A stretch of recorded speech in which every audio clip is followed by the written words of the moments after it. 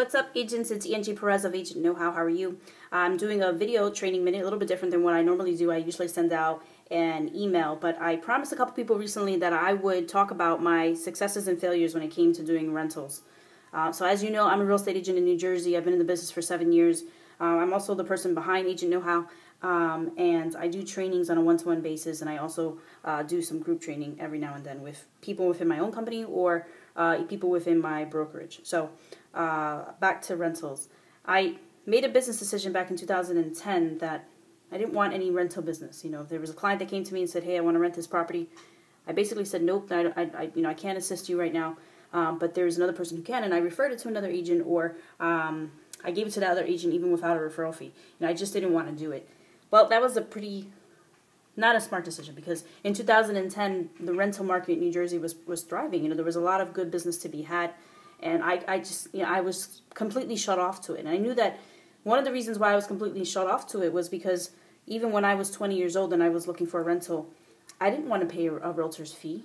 You know, I was immature back then, didn't know any better, didn't know how hard real estate agents actually work, and here I am, I'm a real estate agent, and I kind of had the idea that maybe I wouldn't be successful in rentals, partly because, you know, I had some negative connotations or a negative ideology about, you know, what it meant to be a rental agent, and even myself, I didn't want to actually pay for something like that.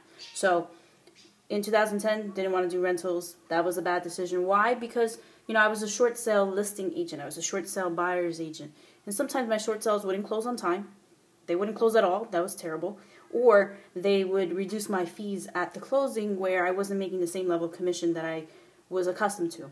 And I could have supplemented my business with doing 1 or 2 rentals. You know, what I started to feel was that I was cash poor each month. You know, I was spending money to make money, number one, but I didn't have anything that was kind of keeping the oil, or, you know, the keeping everything going. You know, I didn't have the cash flow to kind of get me to the next transaction. So here it is, 2012, rental market's still very hot.